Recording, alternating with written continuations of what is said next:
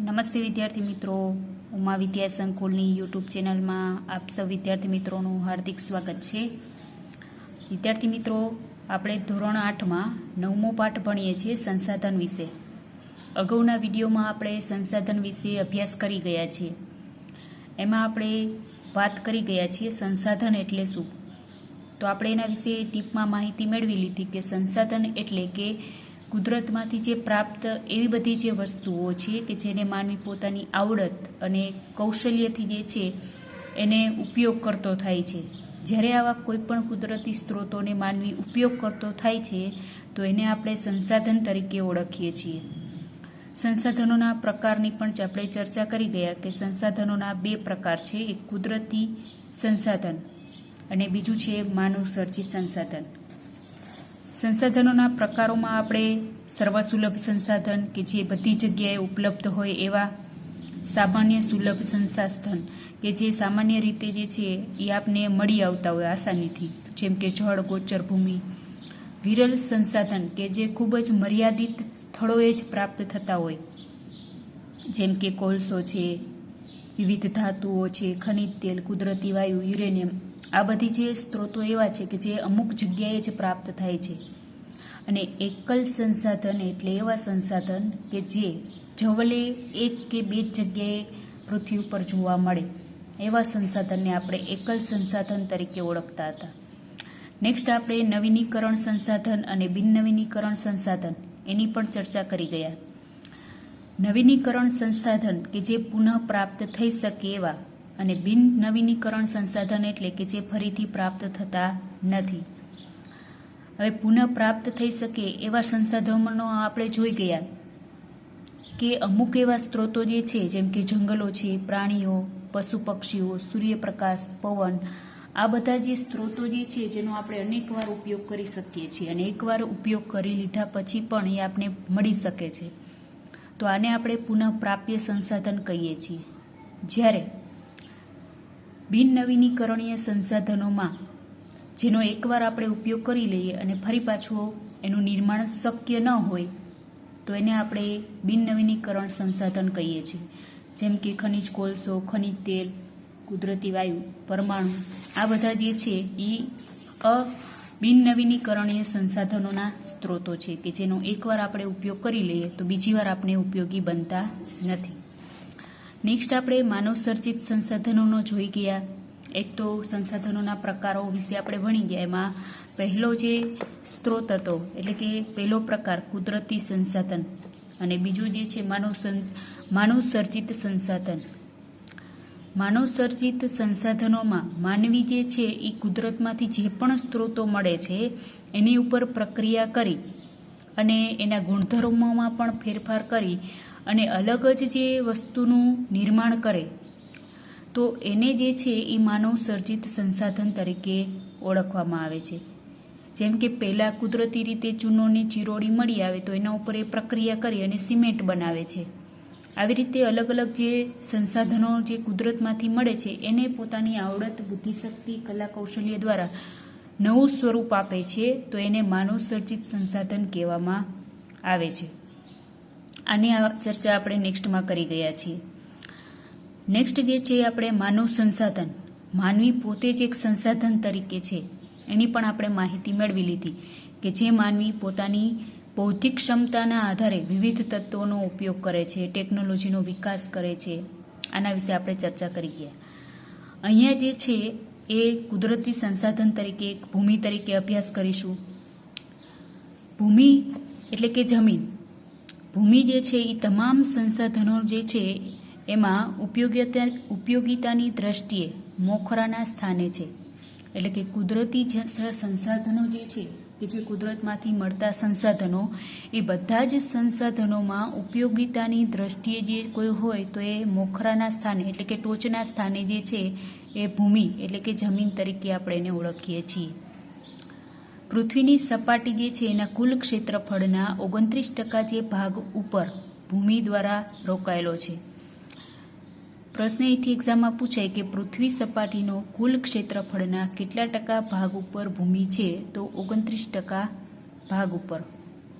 એટલે કે પૃથ્વીની જે સપાટીનો 29% જેટલો ભાગ જે છે કે જે જમીનથી ઘેરાયેલો છે, 71% જેટલું પૃથ્વીની સપાટી ઉપર પાણી છે અને 29% જેટલી જે છે એ જમીન છે. એટલે કે કુલ પૃથ્વીના ક્ષેત્રફળમાં એટલે ભાગમાં જે છે 29% જેટલી જમીન આવેલી છે. સમગ્ર પૃથ્વીના ક્ષેત્રફળની તુલનામાં આ પ્રમાણ જે છે અલ્પ લાગે છે, પણ આ પૈકી જે છે કેટલોક ભાગ જે છે માનવ વસવાટની દ્રષ્ટિએ જે છે અનુકૂળ નથી. આમ જોવા જઈએ તો પૃથ્વીનું જેટલું પણ ક્ષેત્રફળ ભૂમિ ધરાવે છે, પૃથ્વીનો જેટલો પણ ભાગ જે છે એ જમીનથી ઘેરાયેલો છે એ આપને થોડો લાગે, કારણ કે 71% જેટલું જો પાણી હોય અને 29% જેટલી જમીન હોય તો આપને આવડા વિશાળ વસ્તીને રહેવા માટે ખૂબ ઓછી જમીન લાગે. પરંતુ જે છે આ પણ 29% જેટલી જમીનમાંથી પણ બધા જ જે જમીનના ભાગો માનવીને ઉપયોગી બનતા નથી રહેવા માટે. એનું કારણ એ છે કે બધી જગ્યાએ રહેવા યોગ્ય જમીન એક સરખી હોતી નથી. જમીનમાં પણ તફાવત હોય છે અને આકારમાં પણ તફાવત હોય છે. ક્યાંક પર્વતિયાળ પ્રદેશ હોય છે, ક્યાંક રણ વિસ્તાર હોય છે, ક્યાંક ખીણ પ્રદેશ હોય છે. તો આવી રીતે અલગ અલગ જે છે એ જમીનના પ્રકારો છે. તો આ બધી જમીન જે છે એ માનવીને રહેવા યોગ્ય હોતી નથી. કુલ પૃથ્વીના 29% ભાગમાં જે છે એ ભૂમિનો પ્રદેશ છે, પણ બધી જ ભૂમિ રહેવા માટે હોતી નથી. દુનિયામાં જે છે એ ભૂમિ અને આબોહવાના વૈવિધ્યને કારણે જ વસ્તી ગીચતા પર અસર પડે છે. જે પ્રદેશો માનવ વસવાટ માટે યોગ્ય છે ત્યાં વસ્તી ગીચતા વધારે હોય છે. હવે વાત કરીએ વિદ્યાર્થી મિત્રો કે પૃથ્વીની સપાટી પર એટલે કે આખી પૃથ્વી જે છે એમાં 29% જેટલી જમીન છે અને એમાં પણ જે છે એ અમુક જ પ્રદેશો જે છે કે જે અમુક વિસ્તારો જે છે અમુક ટકા જમીન જ છે કે જે આપણે રહેવા યોગ્ય છે. બધી જ જમીન જે છે 29%નો ઉપયોગ આપણે રહેવા યોગ્ય જમીન તરીકે કરી શકતા નથી, કારણ કે દરેક જગ્યાએ જે છે એક સરખી જમીન પણ નથી. એટલે કે એના ભૌગોલિક આકારોમાં પણ તફાવત જોવા મળે છે. ક્યાંક રણ પ્રદેશ છે, ક્યાંક ડુંગરાળ પ્રદેશ છે, ક્યાંક જે હિમાલય જેવા ઠંડા પ્રદેશો છે. તો આવી રીતે જે છે એ અમુક પ્રદેશો એવા છે કે જેને આપણે રહેવા યોગ્ય જમીન તરીકે ઉપયોગ ન કરી શકીએ. એટલે કે પૃથ્વીની જે સપાટી જે છે એમાંથી જે રહેવા યોગ્ય જે જમીન છે અને જ્યાં માનવ વસવાટ શક્ય છે એવી જે જમીન જે છે ત્યાં વસ્તી ગીચતા જે છે એ વધારે જોવા મળે છે, કારણ કે ત્યાં પાણી જે છે જમીન ખેતીલાયક આસાનીથી મળી રહે છે. આવા બધા જે સ્ત્રોતોના કારણે ત્યાં વસ્તી ગીચતા વધુ જોવા મળશે. જ્યારે આપણે રણ વિસ્તારમાં જઈશું તો રણ વિસ્તારમાં જે છે એ પાણીની તંગી હશે, ખેતીમાં આપણે પાક નહીં વાવી શકીએ, એનું વાતાવરણ જે છે એ લોકોને અનુકૂળ નહીં હોય. આ બધી પરિસ્થિતિના કારણે એ જમીન છે પણ ત્યાં એ રહેવા યોગ્ય જમીન એને આપણે કહી શકીએ નહીં. તો રહેવાલાયક જમીન જ્યાં પૃથ્વી ઉપર આવેલી છે ત્યાં વસ્તી ગીચતાનું પ્રમાણ વધારે જોવા મળે છે. આ પોઈન્ટને આપણે ખાસ યાદ રાખીશું કે વસ્તી ગીચતા વધારે ક્યાં જોવા મળે છે, તો કે જે પ્રદેશો માનવ વસવાટ માટે યોગ્ય છે ત્યાં વસ્તી ગીચતા વધારે જોવા મળે છે. આથી ઉલટું જો આપણે જોવા જઈએ તો રણ પ્રદેશ છે, ગાઢ વનો છે અને પર્વતીય ભૂપૃષ્ઠ ધરાવતા ક્ષેત્રોમાં વસ્તીની ગીચતા ઓછી હોય છે, કારણ કે ત્યાં જે છે રણ પ્રદેશ, ગાઢ જંગલો હોય કે પછી પર્વતીય જમીન જે છે એ રહેવા માટે યોગ્ય હોતા નથી. પર્વતીય વિસ્તાર હોય તો અહીંયા રોડ રસ્તા બનાવવાના પ્રશ્નો હોય, પાણી પહોંચાડવાના પ્રશ્ન, સમથળ જમીનો હોય તો રહેવાના પ્રશ્ન. રણ પ્રદેશમાં પણ આવી જ રીતે પ્રશ્નો હોય છે, પાણીના, આબોહવાના, રહેઠાણના, પાક ઉત્પાદન કરવાના. ગાઢ જંગલો હોય તો અહીંયા પણ પ્રશ્નો હોય. આ બધા સ્થળો એવા છે કે જ્યાં માનવ વસ્તી શક્ય નથી, માનવીનો વસવાટ શક્ય નથી. તો આવા બધા જે પ્રદેશો ઉપર માનવ વસ્તીની ગીચતા જે છે એ ઓછી જોવા મળશે, કારણ કે ત્યાં માનવી રહેવાનું પસંદ કરશે નહીં, કારણ કે એને જે જીવન જરૂરિયાતની જે વસ્તુ ત્યાંથી ઉપલબ્ધ થશે નહીં. પૃથ્વી ઉપર જે પણ જમીન એવી છે કે જે માનવ વસવાટ માટે યોગ્ય છે ત્યાં વસ્તી ગીચતા વધારે જોવા મળે છે, જ્યારે રણ પ્રદેશો હોય, ગાઢ વનો હોય કે પર્વતીય ભૂપૃષ્ઠ ધરાવતા જે ક્ષેત્રો જે છે ત્યાં વસ્તી ગીચતા ઓછી જોવા મળે છે. નેક્સ્ટ જો વાત કરીએ તો ખેતી, ખનીજ, જંગલો ઉપરાંત રસ્તા અને ઉદ્યોગોની સ્થાપના માટે ભૂમિ અનેક રીતે આપણને ઉપયોગી છે. વગેરે વધતી જતી વસ્તીની સાથે સાથે આપણી જરૂરિયાતો પણ સતત વધી રહી છે, જેની સાથે ભૂમિ અત્યંત મર્યાદિત છે. ખનિજો છે, ખેતી છે, જંગલો, આ ઉપરાંત આપણે જે છે એ રસ્તા અને ઉદ્યોગોની સ્થાપના પણ ભૂમિ ઉપર કરીએ છીએ. એટલે કે જમીન જે છે એ આપણે અનેક રીતે ઉપયોગી છે.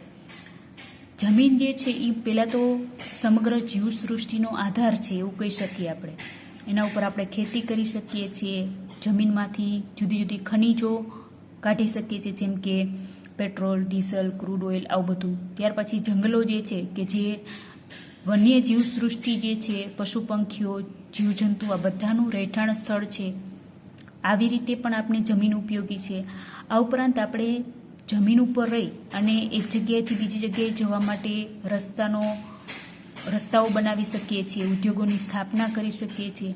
આવી રીતે જોવા જઈએ તો જમીન આપને અનેક રીતે ઉપયોગી છે.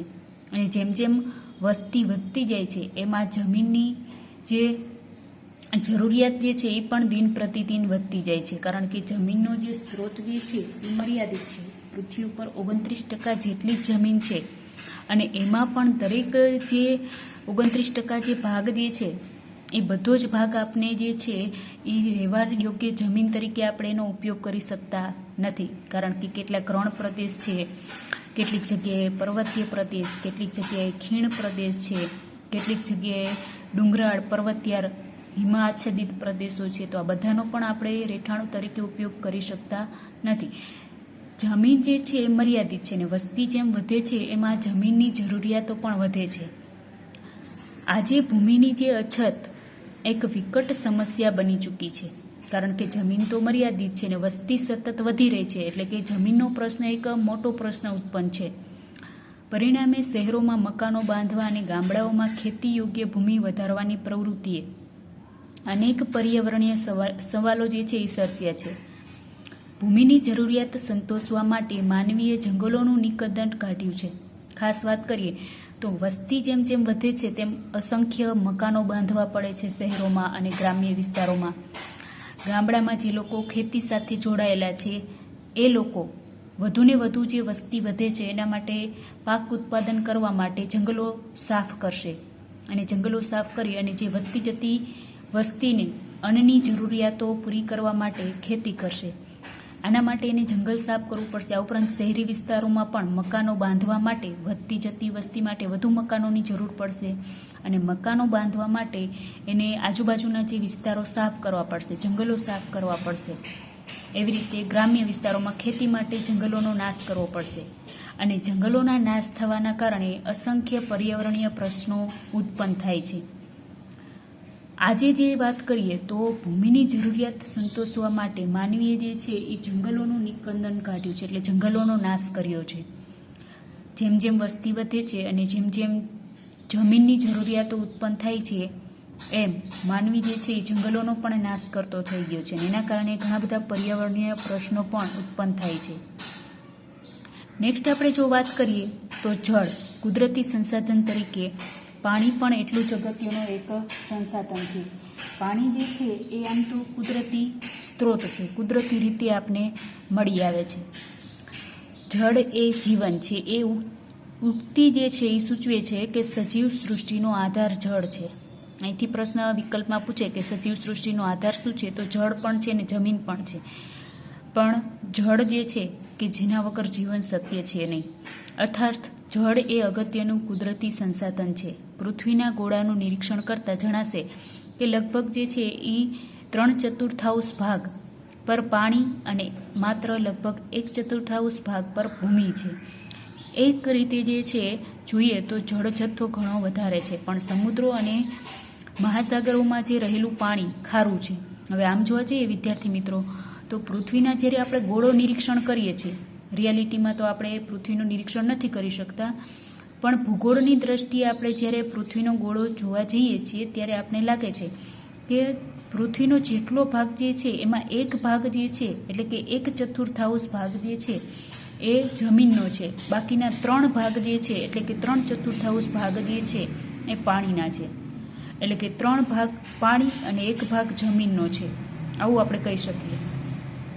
એટલે કે પૃથ્વી ઉપર જે છે એ જમીન ખૂબ મર્યાદિત છે, 29% જેટલી ને 71% જેટલું પાણી છે. પણ આ જે મોટાભાગનું જે પાણી જે છે એ સમુદ્રો અને મહાસાગરોમાં રહેલું ખારું પાણી છે, જેનો આપણે પીવા તરીકે ઉપયોગ કરી શકતા નથી.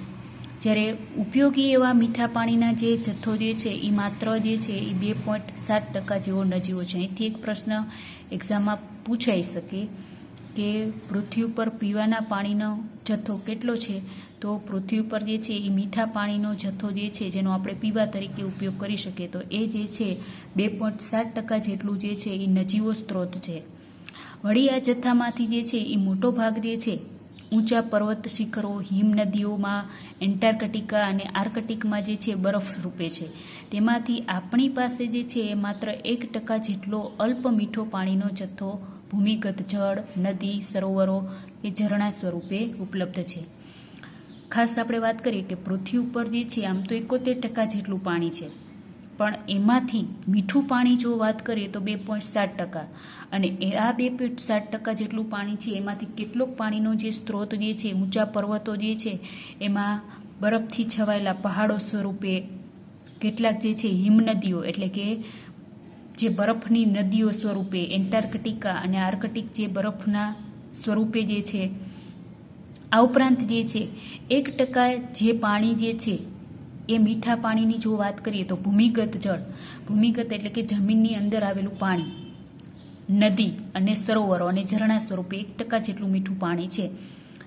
આ 1%માં બધું આવી જાય કે જે જમીનની અંદર રહેલું પાણી, નદીમાં રહેલું પાણી, સરોવરમાં રહેલું પાણી અને ઝરણામાં રહેલું પાણી, આ બધું જે છે એ મીઠું પાણી 1%માં આવે.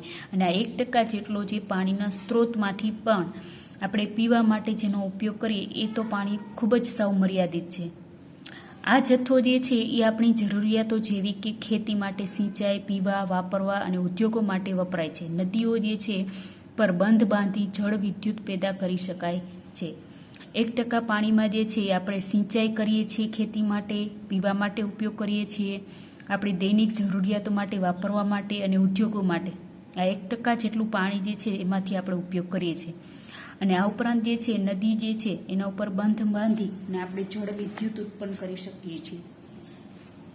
આજે દુનિયા જે છે એના વિવિધ ભાગોમાં દક્ષિણ અમેરિકા, આફ્રિકાના મોટા ભાગના પ્રદેશો, મધ્ય પૂર્વ એશિયા, આ ઉપરાંત ઓસ્ટ્રેલિયા સહિત વગેરે જે પ્રદેશોમાં પીવાના પાણીના ભારે તંગી વર્તાઈ રહી છે. ભારતમાં ગુજરાતના સૌરાષ્ટ્ર, કચ્છ, ઉત્તર ગુજરાત અને રાજસ્થાનના જેસલમેર, બાડમેર જિલ્લા, દખણના ઉચ્ચ પ્રદેશોનો મધ્ય ભાગ વગેરે ક્ષેત્રો ઉનાળામાં પીવાના પાણીની તીવ્ર તંગી અનુભવે છે. એટલે કે આજે જે છે આ 1% પાણી ઉપર જ આપણે સમગ્ર પ્રદેશ નભેલો છે. પૃથ્વી ઉપર 2.7% પીવાનું પાણી જે છે એનો મીઠા પાણીના સ્ત્રોતો છે, પણ એમાંથી કેટલાક જે એવા સ્ત્રોતો જે છે કે જે બરફ સ્વરૂપે, પહાડ સ્વરૂપે છે, હિમનદી સ્વરૂપે છે, કેટલુંક પાણી ભૂમિગત જળ સ્વરૂપે છે, કેટલુંક નદી છે, કેટલાક ઝરણા છે. આવી રીતે જોવા જઈએ તો આપણી પાસે પીવા માટેના પાણીનો સ્ત્રોત ખૂબ મર્યાદિત છે. એટલે કે પૃથ્વી ઉપર પીવાના પાણીની ભારે તંગી સર્જાય છે. આજે દુનિયાના ઘણા બધા એવા દેશો છે કે જે પાણીના પીવા માટેના પાણીના વાપરવાનું ઉદ્યોગ ક્ષેત્રે જે પણ પાણીનો જે ઉપયોગ થાય છે એના માટે ભારે તંગીની અછત વર્તાય છે.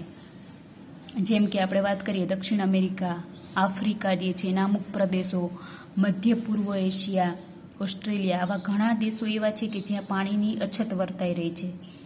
ગુજરાતમાં પણ જો વાત કરીએ તો ગુજરાતમાં સૂકા પ્રદેશો જેને આપણે કહી શકીએ, જેમ કે સૌરાષ્ટ્ર, કચ્છ, ઉત્તર ગુજરાત, આ ઉપરાંત રાજસ્થાનના જેસલમેર જેવા પ્રદેશો, બાડમેર જેવા જિલ્લા અને દખણના ઉચ્ચ પ્રદેશો જે છે એનો મધ્ય ભાગ, આવા ઘણા બધા જે પ્રદેશોમાં પાણીના પ્રશ્નો વિકટ બને છે. અહીંયા જે છે એ પીવાના પાણીના પણ પ્રશ્નો ઉત્પન્ન થયેલા છે. એટલે કે વાપરવા અને ઉદ્યોગ માટેના જે પાણીની તો આપણે પછી વાત કરીએ, પહેલાં જે છે પીવાના પાણીનો પણ પ્રશ્ન વિકટ છે. પીવાના પાણી માટે પણ ઘણી બધી જે મુશ્કેલીઓ સહન કરવી પડતી હોય છે. આ વિસ્તારોમાં જે છે એ સમયાંતરે અછત કે દુષ્કાળ જે છે એની સ્થિતિ સર્જાય છે. જળ તંગી માટે વસ્તી વિસ્ફોટ, રોકડિયા પાકોનું વધતું જતું વાવેતર, આધુનિક જીવનશૈલી, શહેરીકરણ, ઉદ્યોગો, નિર્વનીકરણ જેવા પરિબળો મુખ્યત્વે જવાબદાર છે. પ્રશ્ન 2 માર્કમાં અહીંથી ઇમ્પોર્ટન્ટ પ્રશ્ન પૂછાય કે જે પ્રશ્ન ઉત્પન્ન થાય છે કે દુષ્કાળ અને અછત આ જે પરિસ્થિતિ સર્જાય છે અથવા તો જળ તંગી જે છે, આ જળ તંગી માટે જવાબદાર મુખ્ય પરિબળો કયા છે? તો જળ એટલે પાણી, ને પાણીની તંગી માટે વિવિધ પરિબળો જવાબદાર છે. 2 માર્કના પ્રશ્ન માટે ઇમ્પોર્ટન્ટ પ્રશ્ન છે.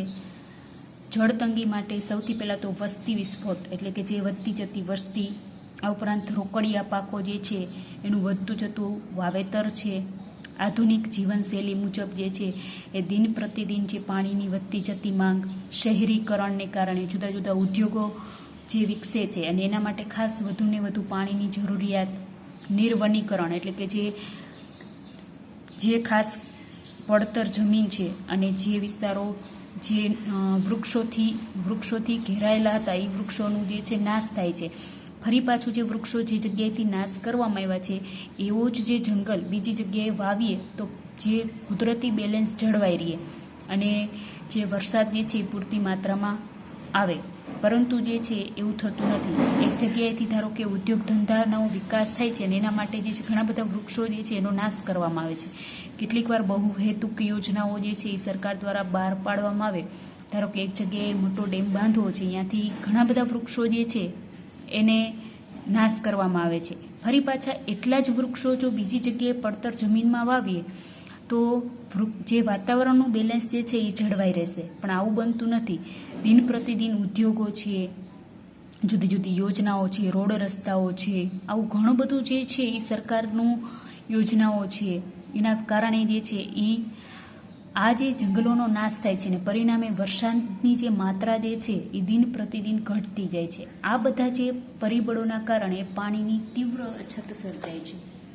તો જળ તંગીના આ બધા જે પરિબળો પણ જવાબદાર છે. પ્રશ્ન અહીંથી 2 માર્કમાં પૂછાય કે જળ તંગી માટે જવાબદાર પરિબળો કયા છે? તો વસ્તી વિસ્ફોટ, રોકડિયા પાકનું વધતું જતું વાવેતર, આધુનિક જીવનશૈલી, શહેરીકરણ, ઉદ્યોગો, નિર્વનીકરણ એટલે વનીકરણ ન કરવામાં આવે એને આપણે નિર્વનીકરણ કહીએ છીએ. આ બધા પરિબળો જવાબદાર છે. નેક્સ્ટ વાત કરીએ તો કુદરતી વનસ્પતિ અને વન્યજીવન. ખાસ આપણે વાત કરીએ વિદ્યાર્થી મિત્રો કુદરતી વનસ્પતિ કે જે કુદરતી રીતે આપણે મળી આવતી જે વનસ્પતિ જેને આપણે ઉગાડવા માટે કશું કરતા હોતા નથી, કુદરતી રીતે જ્યાં વરસાદ અને સારી એવી જમીન હોય છે ત્યાં કુદરતી રીતે ઉગી નીકળે છે.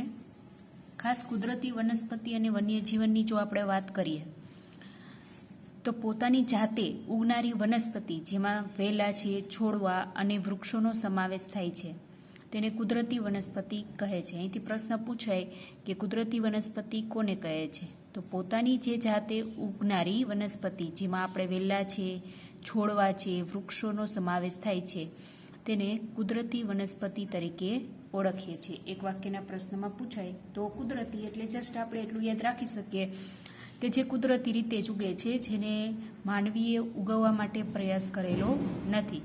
જ્યારે પણ વરસાદ આવે છે ત્યારે જમીનમાં એવા બીજ હોય છે અને વરસાદ પડતાની સાથે જ એવી પડતર જમીન ખુલ્લી જગ્યામાં ઉગી નીકળે, જેમ કે વેલા છે, છોડવાઓ છે, વૃક્ષો છે, તો એને આપણે કુદરતી વનસ્પતિ કહીએ છીએ. તે વિવિધ જે ભૌગોલિક સંજોગોમાં જુદા જુદા આકાર, સ્વરૂપ અને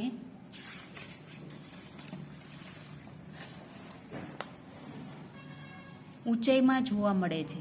એટલે કે વાત કરીએ વિદ્યાર્થી મિત્રો કે દરેક જગ્યાએ એક સરખી વનસ્પતિ ઉગી નીકળતી નથી. દરેક જગ્યાએ જે છે એ અલગ અલગ પ્રકારની જમીન મુજબ અને વરસાદની યોગ્યતા મુજબ જે છે અલગ અલગ વનસ્પતિ જે છે જે તે પ્રદેશમાં અલગ અલગ આકારની, ઊંચાઈ કદની વનસ્પતિ ઉગી નીકળે. જેમ કે એક્ઝામ્પલ તરીકે આપણે લઈએ તો રાજસ્થાનમાં જઈએ વિદ્યાર્થી મિત્રો અથવા તો કચ્છ બાજુ, રણ વિસ્તાર બાજુ આપણે જઈએ તો ત્યાં સૂકા પ્રદેશો હોય તો અહીંયા બોરડી છે અથવા તો બાવળ છે, ખજૂરી છે, આવા જે છે એ સૂકા પાંદડા જે ખાસ ઓછા પાંદડા હોય અને પાણી વગર થતી હોય એવી વનસ્પતિ ઉગી નીકળે છે. જ્યારે દરેક જગ્યાએ આવી વનસ્પતિ જોવા મળતી નથી. જેમ કે જ્યાં વરસાદ સારો પડે છે ત્યાં સારા વૃક્ષો જોવા મળશે, સારું હરિયાળો પ્રદેશ જોવા મળશે. એટલે અહીંયા કહેવા એવું માંગે છે કે કુદરતી વનસ્પતિ જે ઉગી નીકળે છે એ અલગ અલગ ભૌગોલિક વિસ્તારના આધારે ઉગી નીકળે છે. એમાં પણ વરસાદની માત્રા કેવી છે, એની જમીન કેવી છે, એની આબોહવા કેવી છે, એના આધારે અલગ અલગ પ્રદેશોમાં અલગ અલગ ઊંચાઈ, કદ અને આકારની વનસ્પતિ ઉગી નીકળે છે. વૃક્ષો અને ઝાડીઓથી આચ્છાદિત જે છે વિશાળ ભૂભાગને સામાન્ય રીતે જંગલ કહેવામાં આવે છે. અહીંથી આ પણ પ્રશ્ન પૂછાય કે જંગલ કોને કહેવામાં આવે છે? તો વૃક્ષો અને ઝાડીઓથી આચ્છાદિત મીન્સ કે ઘેરાયેલા, વૃક્ષો અને ઝાડીઓથી ઘેરાયેલા વિશાળ ભૂભાગ એટલે કે ભૂમિભાગને સામાન્ય રીતે જંગલ કહેવામાં આવે છે. વૃક્ષો અને ઝાડી ઝાખરાઓથી ઘેરાયેલ વિશાળ ભૂમિભાગ જે છે એને આપણે જંગલ તરીકે ઓળખીએ છીએ. જ્યાં જુઓ ત્યાં વિશાળ જે વિસ્તાર જે છે જમીનનો એ ઝાડી ઝાખરાવાળો અને વૃક્ષોથી ઘેરાયેલો હોય છે, તો ટૂંકમાં આપણે એને જંગલ કહીએ છીએ. જેમાં કુદરતી વનસ્પતિનું પ્રમાણ વિશેષ હોય છે. સમુદ્ર સપાટીથી ઊંચાઈ અને આબોહવાની જે વિવિધતાના કારણે કુદરતી વનસ્પતિની સંરચના અને સ્વરૂપમાં વિવિધતા જોવા મળે છે. તેને આધાર બનાવી તજજ્ઞો જે છે એ વનસ્પતિનું વર્ગીકરણ કરે છે. હવે ખાસ વાત કરીએ વિદ્યાર્થી મિત્રો કે દરેક જગ્યાએ જે છે આપણે જોઈ ગયા એક સરખી વનસ્પતિ થતી હોતી નથી. દરેક જગ્યાએ જે ભૌગોલિક આકાર છે, જમીનના પ્રકાર છે, વરસાદ છે, આ બધી જે માત્રા કેવી છે એના આધારે જે છે એ અલગ અલગ વનસ્પતિ જે છે ઉગી નીકળતી હોય છે. અહીંયા આપણે કીધું છે કે સમુદ્ર સપાટીથી ઊંચાઈ અને આબોહવા જે છે એની વિવિધતાના આધારે જેમ જેમ સમુદ્રથી દૂર જઈએ એમ જે ખારાશવાળી જમીન ઓછી થતી જાય, એટલે ખારાશવાળી જમીન જ્યાં હોય ત્યાં સ્વાભાવિક છે કે પાક ન ઉગે. જેમ જેમ સારી જમીન આવે તો ત્યાં જે છે એ વૃક્ષોની સંખ્યા વધવા લાગશે. આબોહવા સારી હોય તો ત્યાં વૃક્ષોની માત્રા વધુ હશે. તો આ વિવિધતા જે છે એ જોવા મળે છે અને આના આધારે જે છે એ તજજ્ઞોએ વનસ્પતિનું વર્ગીકરણ કરેલું છે. જીવાવરણમાં એક સજીવ બીજા સજીવ સાથે પરસ્પર જોડાઈને પોતાનું અસ્તિત્વ ટકાવે છે. હવે આપણું જે વિદ્યાર્થી મિત્રો પર્યાવરણ જે છે એ તમે આઈ થિંક પર્યાવરણમાં આસપાસમાં ચોથા પાંચમામાં આવતું હોય છે. આપણે પણ નાના હશું ત્યારે શીખી ગયા હશું કે આપણું જે પર્યાવરણ જે છે એમાં અલગ અલગ આવરણો છે. જમીન છે, ત્યાર પછી પાણીનું છે, ત્યાર પછી જે છે એ પ્રાણી સૃષ્ટિ છે, આ ઉપરાંત જે છે જીવાવરણ, જે તમામ જીવસૃષ્ટિ જે છે અલગ અલગ આવરણો છે. વાયુ એટલે કે હવાનું આવરણ, જમીનનું આવરણ, પાણીનું આવરણ અને છેલ્લે જીવાવરણ, આવા 4 આવરણો છે. જીવાવરણમાં જે છે એ દરેક જીવસૃષ્ટિનો સમાવેશ થાય છે અને આપણે માનવી પણ એક જીવાવરણનો એક ભાગ તરીકે છીએ. આપણે તેને જે છે એ પરિસર તંત્ર જે છે તરીકે ઓળખીએ છીએ. અહીંયા આપણે કીધું કે પ્રશ્ન પૂછાય કે જીવાવરણને આપણે કયા નામ તરીકે ઓળખીએ છીએ? તો પરિસર તંત્ર તરીકે ઓળખીએ છીએ. પરિસર તંત્ર, પરિસર એટલે કે આપણી ચારે બાજુ અને તંત્ર એટલે વ્યવસ્થા, આપણી ચારે બાજુની વ્યવસ્થા જે છે એને આપણે જીવાવરણ તરીકે ઓળખીએ છીએ. ટૂંકમાં આપણી ચારે બાજુ જે પણ જીવસૃષ્ટિ જોવા મળે છે એ બધાનો સમાવેશ જીવાવરણમાં થાય છે. એમાં માનવી, પશુ પક્ષી, જીવજંતુ, તમામ જીવસૃષ્ટિ આવી જાય છે. વનસ્પતિ આપણી અનેક જરૂરિયાતો પૂરી કરે છે. ઉપરાંત તે પ્રાણી સૃષ્ટિને આવાસ અને ખોરાક પણ પૂરા પાડે છે. વાતાવરણમાં ઓક્સિજન અને કાર્બન ડાયોક્સાઇડનું સંતુલન, ઇમારતી અને બળતણનું લાકડું, જમીન ધોવાણને અટકાવ, ભૂગર્ભ જળની જાળવણી, વિવિધ ફળો, ઔષધિઓ, ગુંદર, ઉદ્યોગો માટે કાચો માલ જેવી અનેક જે આપણી જરૂરિયાતો જંગલો સંતોષે છે. હવે અહીંયા જંગલો અને વૃક્ષોની વાત કરીએ તો જંગલો જે છે વિદ્યાર્થી મિત્રો આપને અનેક રીતે ઉપયોગી છે. સૌથી પહેલાં તો વૃક્ષો અથવા તો જંગલો જે છે એ પ્રાણી સૃષ્ટિનો એક આધાર સ્ત્રોત છે. તમામ જીવસૃષ્ટિ જે છે એનો આધાર સ્ત્રોત છે. નાના નાના જીવજંતુઓ છે, તૃણાહારી છે, પછી માંસાહારી છે, આવા અલગ અલગ જે પ્રાણીઓ જે છે, પશુ પક્ષી જે છે, જીવજંતુ છે, બધાનો આધાર જે છે એ જંગલો તરીકે ઓળખાય છે. જંગલો એને ખોરાક અને આવાસ પણ પૂરો પાડે છે. મીન્સ કે આવાસ એટલે ઘર, જેમ આપણે ઘરમાં રહીએ છીએ આપણું રક્ષણ કરવા માટે, એમ જે છે તમામ જીવસૃષ્ટિ બાકીની જે છે પ્રાણી સૃષ્ટિ છે એ જંગલોને આવાસ માને છે અને ત્યાં રહીને પોતાનો ખોરાક મેળવે છે. એટલે કે વનસ્પતિ જે છે અથવા તો જંગલો જે છે એ આવા પ્રાણીઓ જીવજંતુઓ માટે ખોરાક અને આવાસની જે જરૂરિયાતો પૂરી પાડે છે. આ ઉપરાંત વાતાવરણમાં જે ઓક્સિજન છે અને કાર્બન ડાયોક્સાઇડનું પણ સંતુલન જે જાળવવાનું કામ કોઈ કરે તો એ છે જંગલો એટલે કે વનસ્પતિ. આપણા જીવન માટે જરૂરી ઓક્સિજન આપને આપે છે અને વાતાવરણમાં રહેલો કાર્બન ડાયોક્સાઇડ એ વનસ્પતિ પોતે ખોરાક તરીકેનો ઉપયોગ કરે છે. તો આવી રીતે વાતાવરણમાં ઓક્સિજન કાર્બન ડાયોક્સાઇડનું સંતુલન જાળવે છે.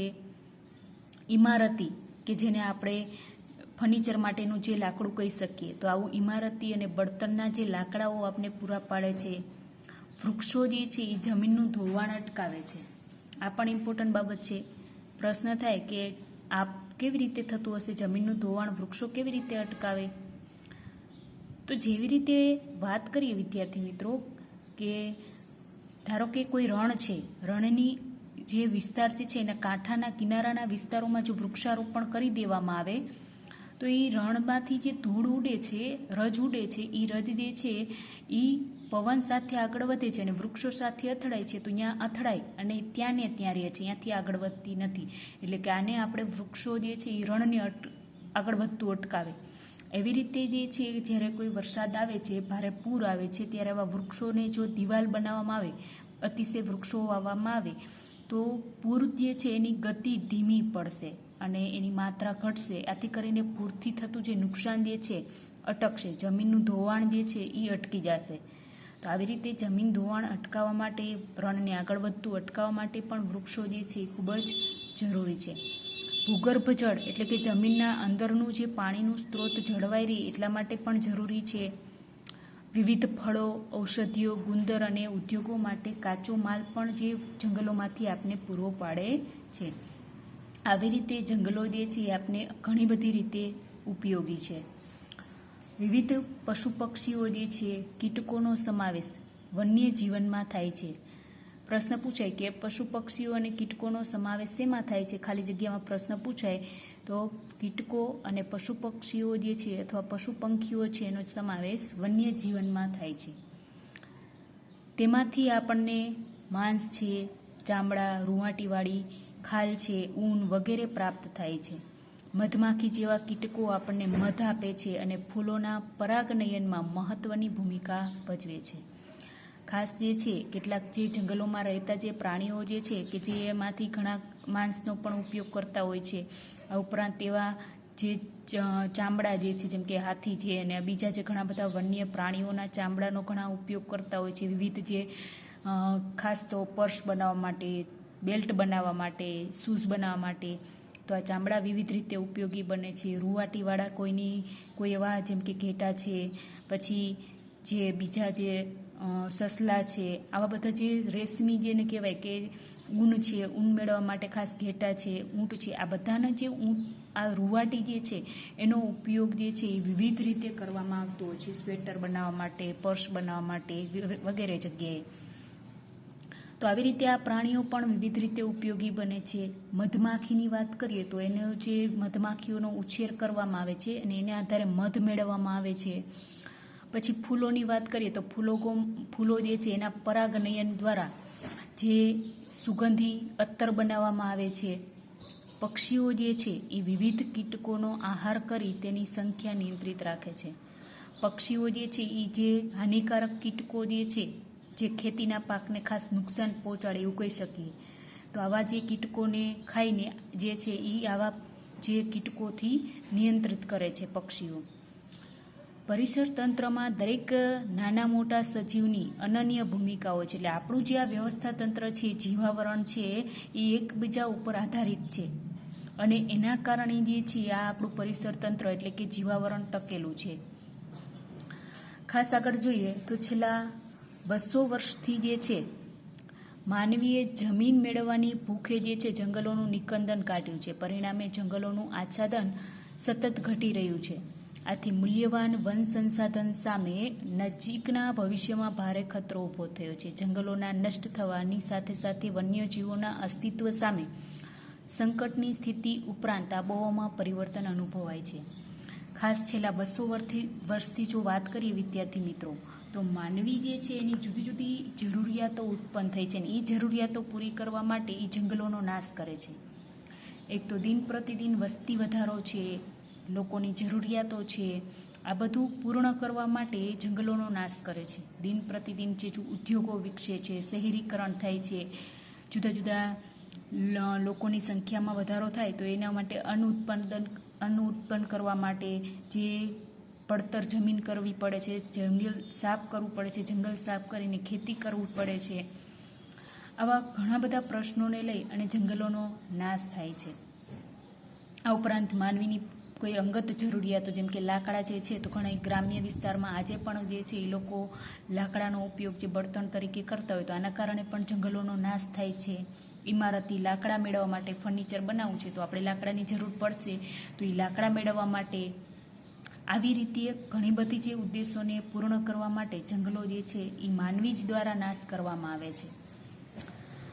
આવી રીતે જે છે જંગલો જે છે એ દિન પ્રતિદિન ઘટી રહ્યા છે, અને આપણું જે મૂલ્યવાન જે છે વન સંસાધન એટલે કે વનના જે સ્ત્રોતો જે છે નજીકના ભવિષ્યમાં એના ઉપર મોટો ખતરો જોખમ ઊભું થવાનું છે. કારણ કે જો આવી જ રીતે જે જંગલોનો નાશ થશે તો જંગલો તો ધીરે ધીરે ઘટશે, અને તેના પરિણામે પર્યાવરણના વિવિધ પ્રશ્નો ઉત્પન્ન થશે, અને જે માનવી માટે જે ભયંકર સ્વરૂપ ધારણ કરશે. અને એના કારણે આપણું જે જંગલો ઘટવાના કારણે આપણું જે વ્યવસ્થા તંત્ર જીવાવરણ જે છે એનું જે ચક્ર જે છે એ અવ્યવસ્થિત બની જશે. જેમ કે આપણે વાત કરીએ તો દિન પ્રતિદિન જે સિંહોની સંખ્યા ઘટી રહી છે, સિંહોની સંખ્યા ઘટે છે તો એના કારણે જે છે એ બીજા જે પ્રાણીઓની સંખ્યા વધશે, અને એ પ્રાણીઓની સંખ્યા વધશે તો સ્વાભાવિક જીવાવરણમાં એ પ્રાણીઓની સંખ્યા વધશે તો એને ખાનારા જે સિંહોની સંખ્યા તો મર્યાદિત છે, અને જે પ્રાણીનો સિંહ ખોરાક તરીકે ઉપયોગ કરે છે એની સંખ્યા તો દિન પ્રતિદિન વધવા લાગેલી છે. તો એ લોકો જે છે આતંક મચાવશે, એ લોકો જે છે એની સંખ્યા વધવા લાગશે. આવી રીતે જે છે જેમ કે પક્ષીઓની સંખ્યા ઘટવા લાગે અને કીટકોની સંખ્યા વધે તો કીટકો જે છે એ વધુ પ્રમાણમાં નુકસાન કરશે પાકને, અને પક્ષીઓ જો પૂરતી માત્રામાં હશે તો પક્ષીઓ જે છે આ કીટકોને ખાઈને આપણું જે પાકથી રક્ષણ કરશે. આપણે જે પાક વાવીએ છીએ ખેતી ક્ષેત્રે એનું રક્ષણ થઈ શકશે. તો આવી રીતે આ ચક્ર વ્યવસ્થિત રીતે ચાલે એ જરૂરી છે. જો આવું ન બને ત્યારે જે છે આપણા પર્યાવરણના પ્રશ્નો ઉત્પન્ન થવાના છે. વૃક્ષો અને વન્યજીવન જે છે, વન્યજીવોની અનેક પ્રજાતિઓ આજે લુપ્ત થઈ ગઈ કે લુપ્ત થવાના આરે છે. આ સ્થિતિ મોટે ભાગે કુદરતમાં માનવીય હસ્તક્ષેપનું પરિણામ છે. શિંગડા, દાંત, ચામડું, રૂંવાટીવાળી ખાલ, હાડકાં વગેરે મેળવવાની માનવીની જે લાલસા અને બેફામ શિકારથી જે છે જંગલોમાં વન્યજીવોની સંખ્યામાં ભારે ઘટાડો થયો છે. ખાસ જે છે કે આપણું જે વૃક્ષો અને વન્યજીવો જે છે એનો દિન પ્રતિદિન જે છે કેટલીક એવી જાતિઓ છે કે જંગલોનો નાશ થાય છે, કાં તો જંગલોમાં ભયંકર આગ લાગે છે, કાં જંગલોને દિન પ્રતિદિન લાકડા મેળવવા માટે આપણે કાપીએ છીએ, ઇમારતી લાકડું મેળવવા માટે જંગલોનો નાશ કરીએ છીએ, કાં તો કોઈ આપણે બહુહેતુક યોજના બાંધવી હોય, અથવા તો કોઈ મોટી બિલ્ડિંગો બાંધવાની હોય, અથવા જે છે એ ખેતી કરવા માટે જંગલો નાશ કરવામાં, આવા ઘણા બધા હેતુઓ માટે આપણે જંગલોનો નાશ કરીએ છીએ. અને જંગલોનો નાશ થાય છે વિદ્યાર્થી મિત્રો, તેની સાથે તે જંગલમાં રહેતા વિવિધ જે પ્રાણીઓના રહેઠાણના પ્રશ્નો ઉત્પન્ન થાય છે. ઘણીવાર તો આ અમુક પ્રાણીઓ જે છે એના રહેઠાણ છીનવાઈ જવાના કારણે નાશ પામે છે, અથવા તો લુપ્ત થઈ જાય છે, ક્યાંક ખોવાઈ જાય છે, ક્યાંય એની જાતિ જે છે એ ગોતવી મુશ્કેલ પડે છે. તો આ બધા કુદરતી પ્રશ્નો જે છે એ ઉત્પન્ન થાય છે, અને આ બધું માનવી જે છે એ હસ્તક્ષેપના કારણે ઘણીવાર તો માનવી જે છે એ પ્રાણીઓના શિકાર પણ કરે છે, જેમ કે એના શિંગડા મેળવવા માટે, હાથી જેવા પ્રાણીઓ છે જેના દાંત મેળવવા માટે, ચામડું મેળવવા માટે, રૂંવાટી માટે, ખાલ માટે, હાડકાં મેળવવા માટે, આ ઘણા બધા લાલસા માટે અને બેફામ જે છે એ શિકારી પ્રવૃત્તિઓના કારણે આજે આપણા જંગલમાં જે છે એ ઘટાડો થઈ રહ્યો છે, વન્યજીવોની સંખ્યામાં ઘટાડો થઈ રહ્યો છે. તો આ બધું જે છે એ આપણે આપણા કુદરતી જે પર્યાવરણનું જે જીવાવરણ જે છે, જે આપણું ચક્ર જે છે એના વિશે આપણે માહિતી મેળવેલી છે. હવે પછી જે છે એ સંસાધનોનું સંરક્ષણ કેવી રીતે કરવું જોઈએ અને એના માટે આપણે શું ઉપાયો યોજવા જોઈએ એના વિશે ચર્ચા કરીશું. તો વિદ્યાર્થી મિત્રો આપણે અહીં સુધી રાખીએ છીએ. ફરી નેક્સ્ટ વિડીયોમાં મળીશું.